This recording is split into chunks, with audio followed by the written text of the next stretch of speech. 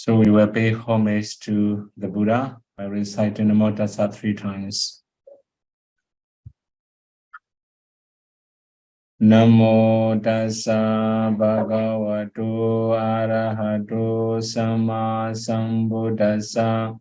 Namo Tassa Bhagavato Arahato Sama Sambuddhassa.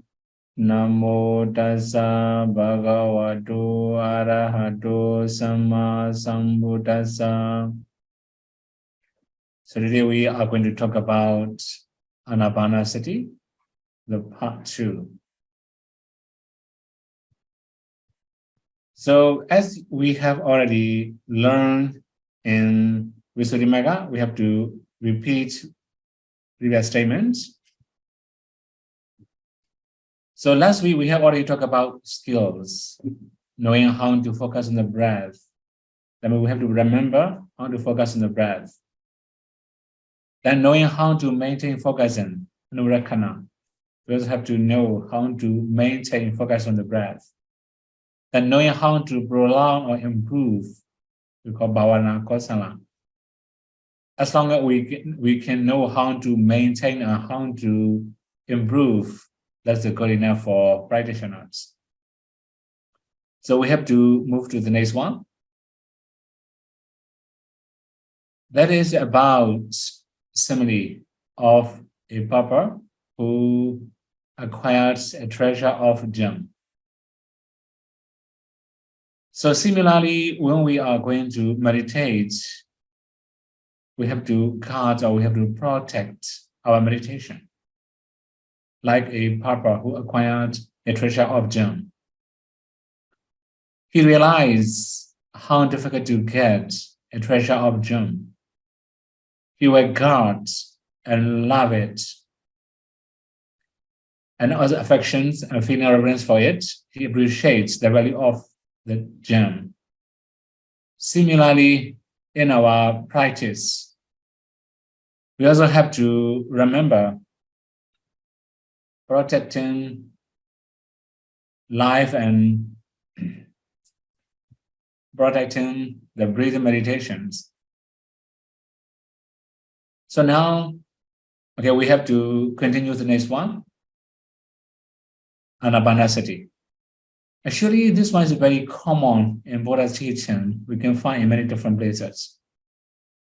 In the very beginning of this, the facet of 4, the Buddha also explained, Buddha also addressed Samatha-Vipassanā. That means just mindfully, you breathe in, you breathe out. Now, in our practice, whenever we are going to practice mindfulness of breathing, we must have natural breathing. Additional thing is only mindfulness, which means when we are going to practice mindfulness of breathing, we just need to apply our minds to the objects. We just breathe in, breathe out mindfully without any additional practice or additional focus and points, without analyzing, without investigation. So it should be very simple and very natural. Otherwise, it will be very messy and complicated. So, Samatha-Vipassanā, just mindfully breathe in, breathe out, will cover all the 4 steps. 1, when he breathes in long, he understands, I am breathing long. So when he breathes out long, he understands, I am breathing out long. So in this case, long and short doesn't mean the distance or the length. It just means the duration. Sometimes when we are breathing very slowly, at that time we have long breath. Sometimes we are breathing very quickly, very rapidly, at the time we have short breath. When did the Buddha start with long breath? Naturally, in our daily life, before we start focus on the breath, we have a long breath. So mostly we are busy with many different things, as long as we have to use some extra efforts, we may have deep breath, sometimes long breath. So it's very common in everybody. We have long breath. That's why the Buddha started with long breath. So whether it's short or long, we must focus naturally without making any extra efforts to make it long or short.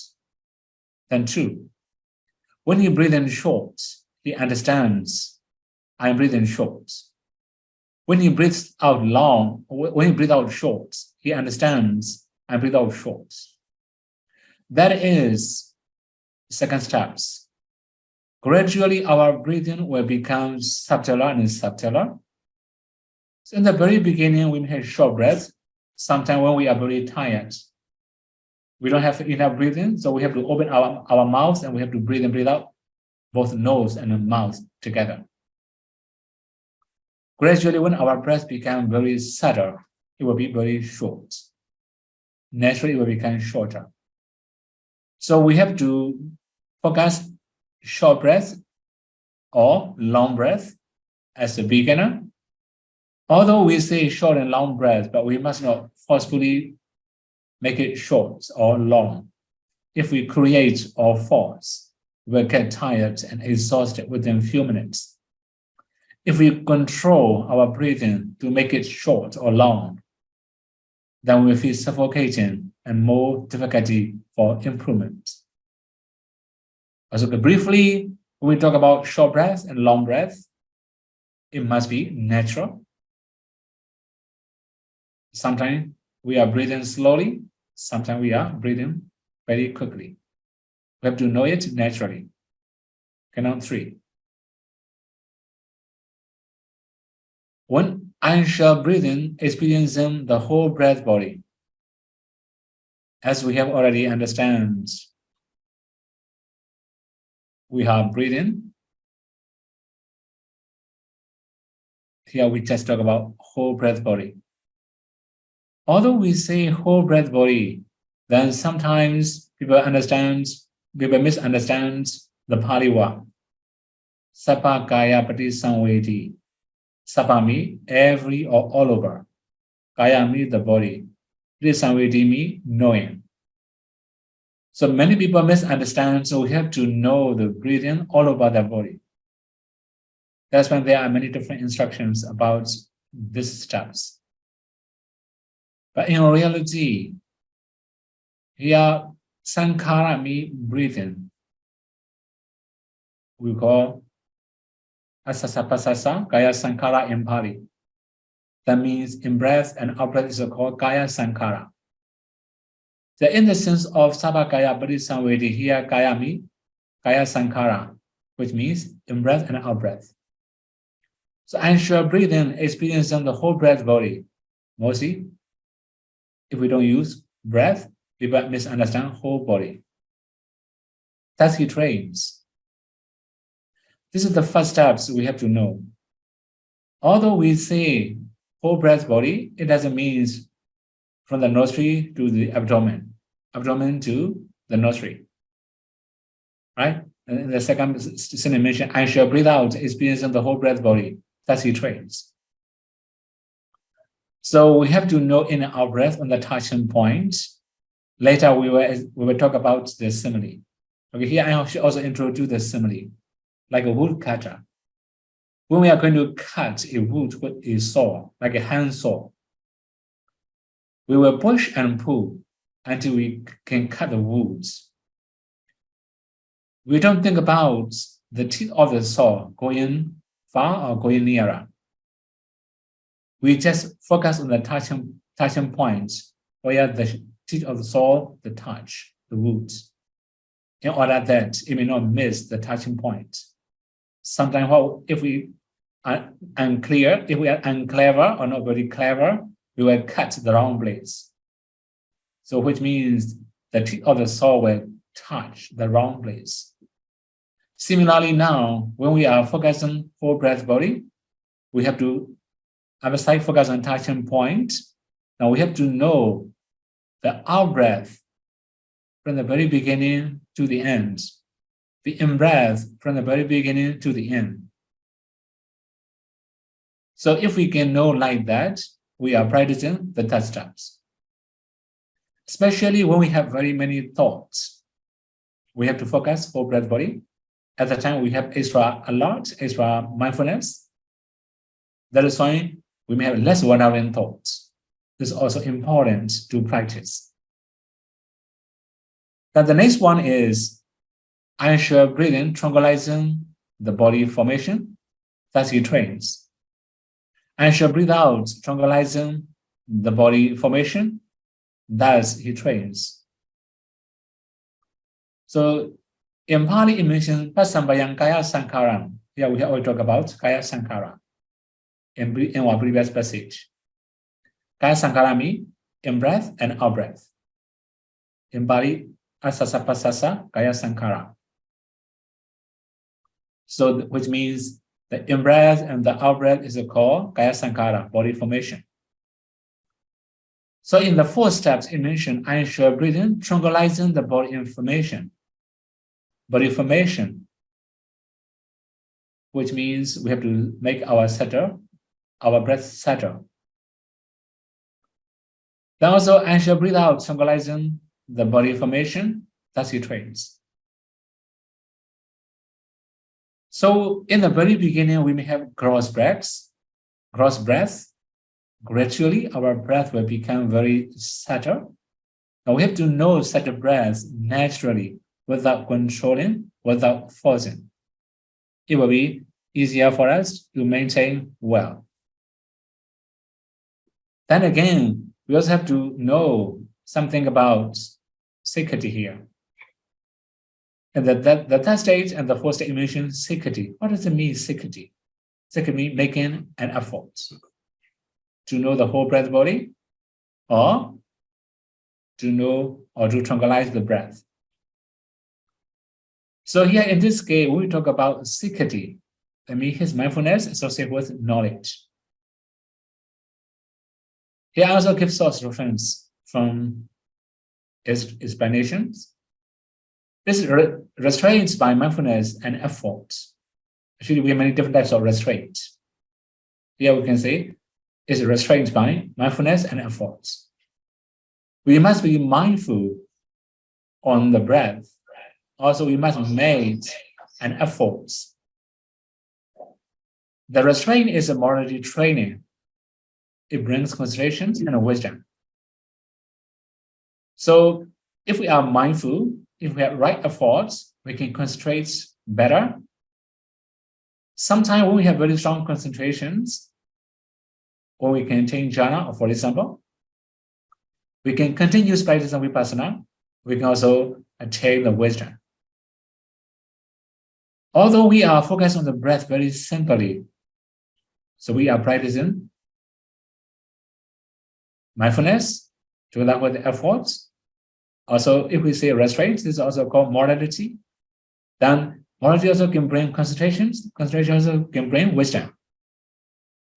So the practitioner is cultivating, developing, and training 3 higher trainings by practicing mindfulness of breathing. So although we are focused on the breath,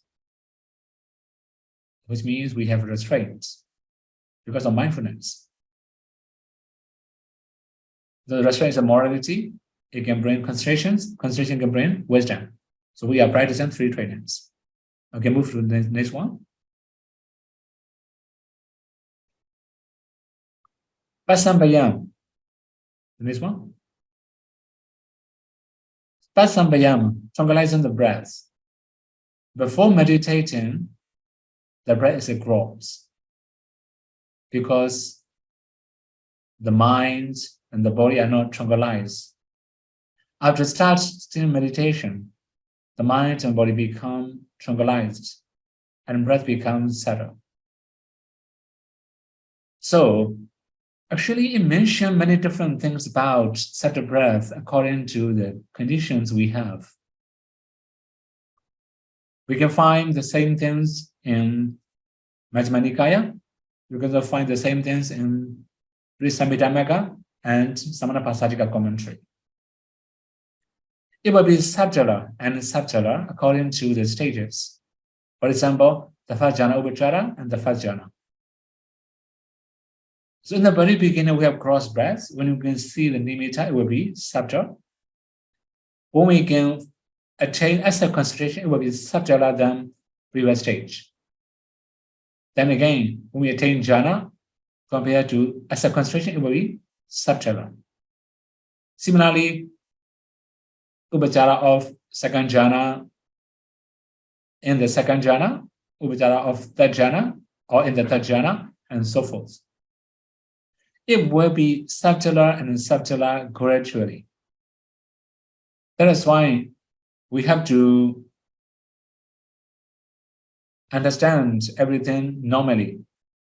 Okay, now, next one. So in Vipassana, how the breathing becomes subtle.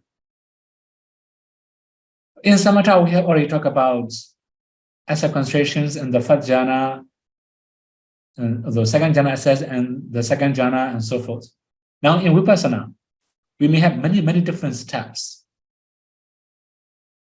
So here I list out Mahabhuta Parikaha, descending 4 elements. So after attaining jhana, when we are going to practice Vipassana, we have to start with Mahabhuta, 4 elements meditation, in brief or in detail. When we are descending 4 elements, it will be gross compared to second stage, Upada Rupa Parikaha, descending direct materialities. So in the very beginning, we have to descend 4 elements. After that, we have to descend such as eye translucency, ear translucency, nose translucency, tongue translucency, and body translucency. Then sex materiality and so forth. All these materialities are called direct materialities. After that, the third step, Sakala Rupa Parikaha. Compared to descending direct materialities, descending all kinds of materiality will be next steps, then the breath will be subtler in that stage compared to previous stage. So when we are descending materialities, we have to descend all types of materialities. Then fourth, Arupa Parikaha, descending mentality. It depends on practitioners. If we don't have any jhana attainment, we have to start with 4 elements. For the meditator, those who have jhana can start with Arupa Parikaha, descending mentality. So it will be different order.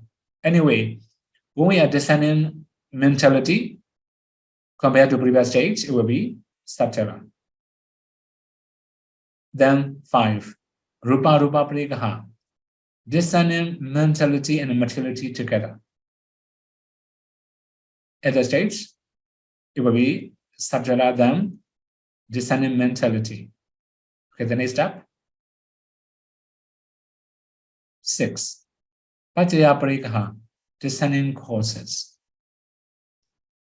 Here, when we talk about descending causes, it means descending past causes, which means we have to descend dependent origination. If we can descend dependent originations compared to descending nama rupas together, it will be subtler. 7, Sabbatiya nama rupa parikaha, descending mentality, materialities together with their causes. So when we are going to practice all the causes together with nama rupa,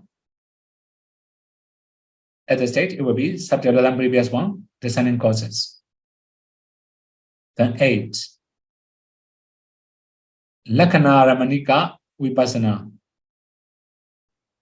the insights that take 3 characteristics, contemplating mentality, materialities and their causes with general characteristics, anicca, impermanent, dukkha, suffering, anatta, non-self. So this is the very beginning of Vipassana. Previous 7 stages are just elementary to Vipassana. The 8th, this step is real Vipassana. When we can contemplate Namarupas and their causes as anicca, dukkha, anatta, the breath will be subtler than previous stage, descending cause and effect relationship. Then 9, Dubala Vipassana, tender insights. When we talk about tender insights, it is number 8, we call Samasana Jnana. Then also we have the next steps, Uddiyabhaya Jnana. Uddiyabhaya Jnana means the knowledge of arising and perishing. So very beginning, so when we have many difficulties, especially about impurity of Vipassana, then this is called tender insight. At the stage, the breathing will be Satviladam, Samasana Jnana. Then again, 10, Balapa Vipassana, powerful insight. After overcoming all the impurity, is called powerful insight. This is also the knowledge of arising and perishing, Uddiyabhaya Jnana. So in this context, we can learn how the meditators at that time practiced systematic meditation. So sometimes we have to know systematic meditation. So here it mentions step by steps. We can find all these sequences in the Samatha-Vipassanā, in Visuddhimagga, and Bodhisattva. Okay, now I have mentioned before the simile of that we have many similes in Ānāpānassati. Here the simile of a wine cup. Actually, this wine can be found in the very beginning of Ānāpānassati. A wine cup is running here and there. To tame it, the trainer tied up it with a strong rope to a strong and firm pillar. Initially, it will struggle to run away. The rope and the pillar are so strong that it cannot move and become tired. And finally, it will stop struggling to run away. Similarly, if the mindfulness is similar to the rope, and the objects which similar to the pillar are strong and clear, the wine cup is the mind, will not run away. So we have wine cup, untamed mind. When we have mindfulness, the stronger our mindfulness, the stronger rope we have. The object must be clear, especially breathing objects. When the object also clear and natural, the mindfulness is also strong and powerful, we can tame our minds. That's the very beginning of Ānāpānassati. We have to understand our mind is untamed. Then again, the simile of a gatekeeper. Then when we talk about whole breath body, we have to understand this one. He does not have any responsibility to ask people outside the gates or inside the gates. He just has responsibility to ask people to pass his gate. Similarly, the meditator has only responsibility to know the breath, breathing in on the touching point or the breathing out on the touching point. He does not need to know inside or outside the body. Okay, sometimes when we talk about the gates, it will be a little bit far from modern society. To make it clearer, you may have toll gate. Okay, unfortunately in Singapore, I have never seen toll gate. Okay, now checkpoints, or maybe it's like checking in the office or in the airport. If we don't go to their area, they will not ask our passport or visa or anything. If we are going to pass their area, or they will ask passport and visa and so forth. So similarly now, when we are meditating, we have to know the breathing around the nostril without following inside body, without following outside the body. So nostril is like a gate where we have to watch all the time. This is simply our gatekeeper. Does that mean whenever we are going to focus whole breath body, we have to remember this one. On the touching point, we have to know from the very beginning to the end. Again, now here simile of a woodcutter. I have already explained the one in this talk. Okay, anyway, a man keeping a lock. I should use previous one. A man keeping a lock, trunk of a tree, on a smooth and even ground, cut the log. Using the saw, he cuts it. He does not pay attention to the teeth of the saw coming and going, although he knows the teeth of saw coming and going. He just pays attention to the mark on the log or the teeth touching on the log. I've already mentioned that one before. Right? When we are going to cut a tree, we will use the saw and we will push and pull. Similarly, when we are going to focus on the whole breath body, we have to know the touching points. Then we have to know the in-breath from the very beginning to the end, the out-breath from the very beginning to the end. This is the way we have to learn in this practice. Then the next one.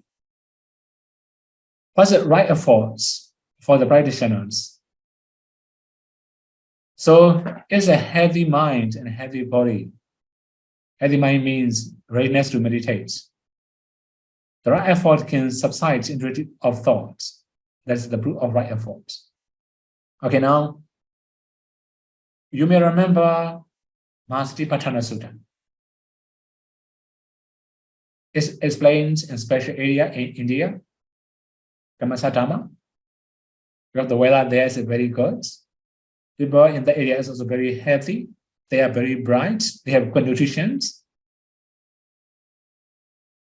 So that is why they can absorb very deep and profound Dhamma thoughts. Now, similarly now, if our mind and body are healthy, that means our mind is also ready to accept meditations. Our body also strong enough to meditate. Then we may have right efforts, and we can also subside impurity and thoughts. Next one. The simile of body measurer. This is when counting breathing. So a man is carrying patty from one place to another. On the way, he will count 111 continuously in order that he may not forget how many bags he has carried. So now I have to make it a little bit clearer. Okay, for example, we are going to carry many packages from one room to another room. Okay, room A to room B, for example. We don't know how many bags we have to carry. So after touching the first bag, we will count 1 empty. We get to the next room, and after that, put down there, come back, keep counting 1 until we touch the second bag. After when we are carrying second bag, also we are counting 2 until we come back and touch the third bag. Similarly, now when we are going to count breathing, sometimes we may have a lot of thoughts. Okay, yesterday in one interview, one of the yogi also say there is a gap between in-breath and out-breath. Actually, when we have this kind of problem, we can also do counting like this, like a body measurer, counting 1 until the in-breath is the end. Then when the out-breath also starts, keep counting 1 until the next in-breath started. Then start 2 until the end of in out breath. After that, the third pair do the same. So we can count in our breath 1 2 something like that very continuously as long as we have a thought. Especially when we have many thoughts, we should count like this. When we have normal thoughts, it's also okay. Just counting 1 2 3 4 as usual. The next one. Okay. Why we think that we are fat or our body is expanded? Actually, this is very common. Sometimes many meditators also talk about this one. oh, my body is expanding, like going to burst or going to explode. They say like that. But actually, when we follow the in-breath inside the body, we may feel our body is expanded, like a fill-up with oil. This is very common. So sometimes we also feel many other things. Not only our head, not only our body, we also feel like our head is expanding. Sometimes our body is shrinking, you know. We have many experiences. Especially when we follow the breath too much, it will happen. If we don't follow the breath, it will be okay. We will not have any other experiences like that. Then, why we know many external objects? When we follow the out breath outside the body, we may have more wandering thoughts, knowing many objects. Sometimes we follow inside the body, sometimes we follow outside the body. Even in the first talk, I have already talked about it. Don't follow internally or externally. Both of them are impurity of breathing meditation. So, briefly, we must know on the touching point, we must know breathing in, breathing out. Sometimes we can know breathing in, we can know breathing without knowing in or out. This is also okay. Sometimes we can also know the breathing without touching. This is also okay. So the main thing is we must know the breathing, or we must know the touching sensation somewhere around nostril. That's good enough. Mostly, I don't recommend meditators to emphasize focus on touching points, because sometimes you may feel tension or some stiffness around your nostril. If you emphasize focus on the touching points. Okay, now we have to move next one. So Visuddhimagga give 4 factors for making the breath tranquil. So we all have known these 4 according to Visuddhimagga. Okay, now the first one, concern, abhoga. Abhoga means we call inviting the mind to the object. This is called abhoga.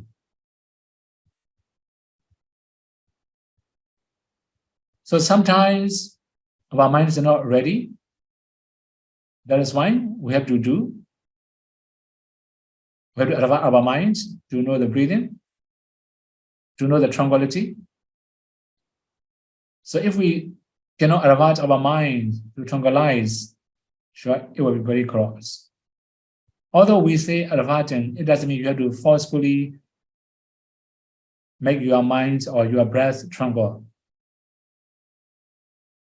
Mostly when our mind is very subtle and calm, the breath will become subtle. This is very common because the breathing is mind-produced materialities. And 2, reaction. In Bali, samanahara.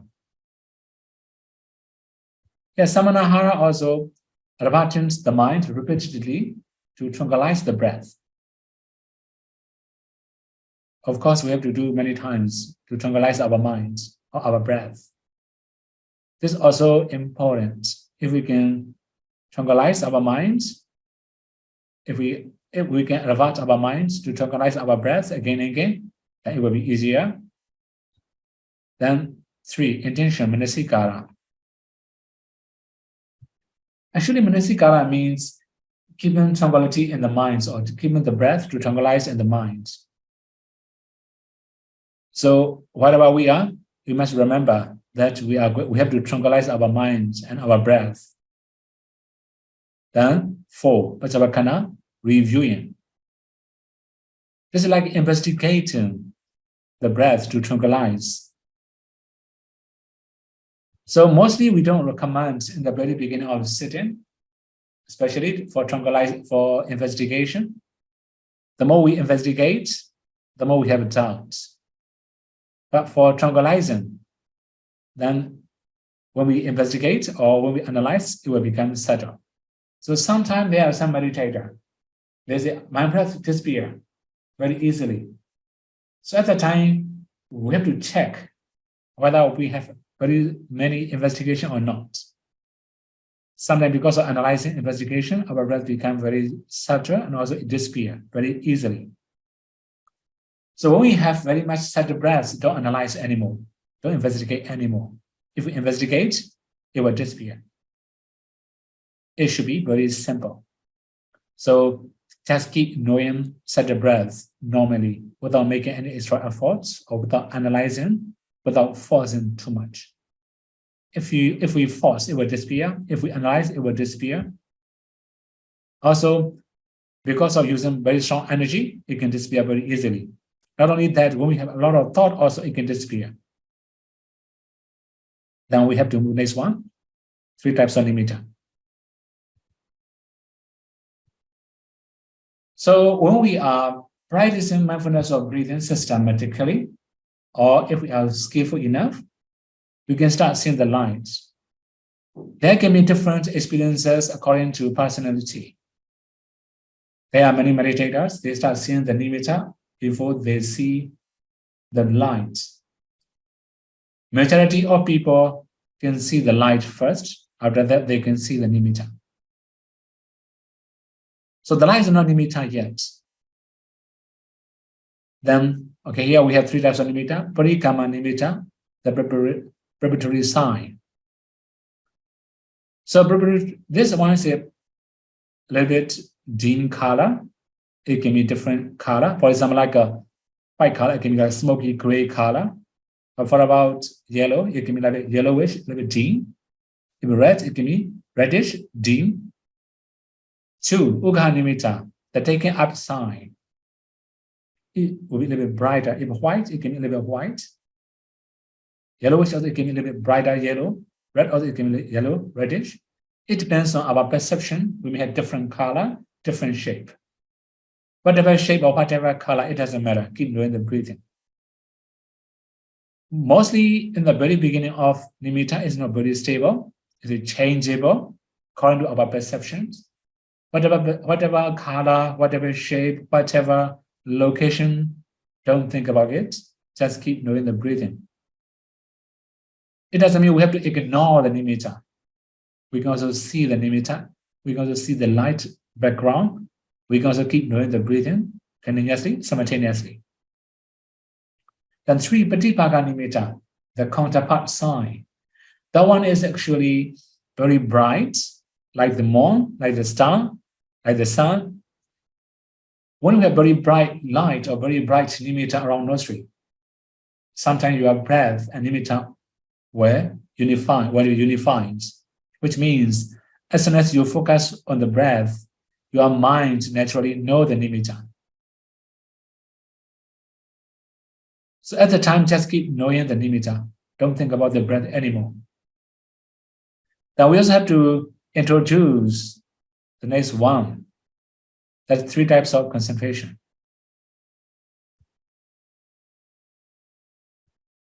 So here I mentioned preparatory concentration, parikamma, bhavana. It is sometimes also called momentary concentration. Then second one is called asset upachara. The third one is absorption, concentration. That means apana. We can also say Jhana. It also called 8 attainments. So when can we have Jhana? The preparatory concentrations. Actually, that one is also parikamma nimita and ugaha nimita. When we have, right? When we have asset concentration, that means we have already attained patipaka nimita, the counterpart sign. So asset concentrations and absorption concentration can be attained only when we see the patipaka nimita, the counterpart sign. We call preparatory meditations, asset meditation, absorption meditations, and 3 types of bhavana. Okay, now the next step.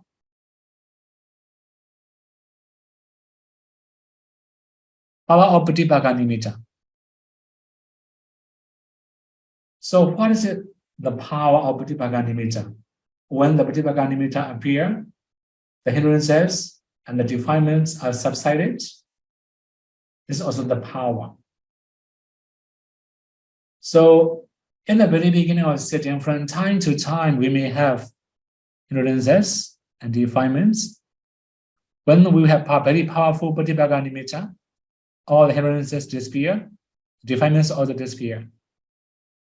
The mindfulness is also powerful when we can see Pratipagga Nimitta, the counterpart sign. That the meditator can attain the asset concentration. It doesn't mean as soon as we see Pratipagga Nimitta, we can attain asset concentration. We also need skill and trained until we become skillful. If we are skillful, we can attain asset concentration. At that time, do not pay attention to the color, individual, and general characteristics. Try to be skillful with the attainments. So if we pay attention to the colors of nimitta, it can be kala kasina. It's not Ānāpānassati. If we pay attention to general characteristics, such as anicca, dukkha, anatta, it's also not Ānāpānassati.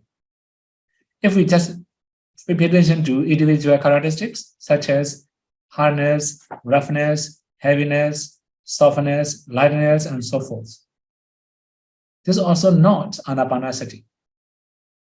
That is why we must pay attention to the Pratipagga Nimitta naturally, continuously, until our mind can absorb on it. Then again, we have to move next one. The two causes of jhana. There are some meditator. They also say, I don't think I have enough parami to attain jhana. Actually, I don't agree with them. We all have enough parami to attain jhana. Yeah, we have adhikara, having practiced jhanas in the past lives. In many past lives, we may have practiced until we attain jhana. Sometimes our past is very far. What we have practiced is very far. That is fine. We are not very skillful. Sometimes our practice is not very far. Then we can practice smoothly and easily. Then two, upapa yoga. Practicing jhanas in this very life before attaining it. This is very important. Adhikara is unseen, but we have proof. We are born as a human being, then we have good karma. Otherwise, we wish to meditate, which means we have parami. If we don't have enough parami, there are many things to enjoy in our environment. Why do we have to meditate, sitting in one place for a very long time without using any other materials to enjoy it? So when we have inclination to meditate, or when we have willingness to meditate, which means we have past karma. Our past karma is good enough. Only we just need upapa yoga. Practicing jhana in this very life until we attain jhana. So only two courses we need. Okay, there are 5 masteries. When we have attained jhana, in the very beginning, if we cannot balance controlling faculties very well, we may fall into bhavanga state. Then from time to time, we will also ask, how can we know that we have attained asset concentrations or absorption concentration? It's very clear that at the time of asset concentration, our controlling faculties are not very strong and powerful yet. We may fall into bhavanga many times. Bhavanga means a kind of unconscious state. We know something, we don't know the object clearly. This is called bhavanga mind state. So when we can balance controlling faculties, we can attain jhana. We can also maintain focus on the nimitta very long time. After that, we have to practice for masteries. 1, to enter jhana whenever desired. So anywhere, any place, any time, If we wish, we must be able to enter into the jhana. For example, while standing, before going for Pita, while lying down, we must be able to enter. This is called masteries. Then 2, to resolve to stay in jhana for a determined duration and carry out the results. So that means when we are entering jhana, before entering, we have to determine I will enter into jhana for 1 hour, for example. Then as we determine, we must be able to enter 1 hour fully. After that, we must be able to emerge from it. Then 3, to emerge from jhana at the determined time. The fact 2 and 3 have a relationship. Then 4, to advance to the jhana fetters. So which means we have to review jhana fetters. So sometimes we are entering into jhana, we don't wish to emerge from it, our mind is not ready to advance to check jhana fetters. So in the case of advancing, then we have to emerge from the jhana first. After that, we have to advance our mind to jhana fetters. So we must be able to advance as soon as we wish. This is also one of the masteries. Then the last one, 5. The one is to review the jhana fetters. So we have to review jhana fetters one by one with less interruptions. For example, review Vitaka for first jhana, and Vichara, Piti, Sukha, Ekagata. We have to advance to it as quick as possible without interruption between 5 jhana fetters. So if we can review like this, we call it masteries. Okay, now these are the mastery of jhanas. After that, we have to proceed the last part for today's Taman talk. Asian tradition. The 5 steps. Ugaha, learning how to meditate by heart. Ancient time, at the time of the Buddha, or although after Buddha's pre-nibbana, then we have oral tradition. We have to memorize all the Buddha texts, all the Pali texts and commentary. Not only that, when we are going to meditate also, we have to learn meditation by heart. Then 2, Pripucha, questioning the meaning, definitions of meditation objects. For example, sometimes we may have some unclear points in the meditation. Especially now here, we already talk about Sabakaya Padisamvedi, Sabami, all or every, all over. Then Kaya means body, Padisamvedi means knowing all about the body. We can translate like that. So in reality, we must know the breathing from the very beginning to the end. So this kind of meaning, that kind of definition, Sabakaya Padisamvedi, what does it mean, Sabakaya Padisamvedi? We have to question the meaning, the definitions of the meditation subjects. Upatthana, appearance of nimita, which means we must know how the nimitas appear. So we may have many different types, many different shapes and colors of nimita according to our perceptions.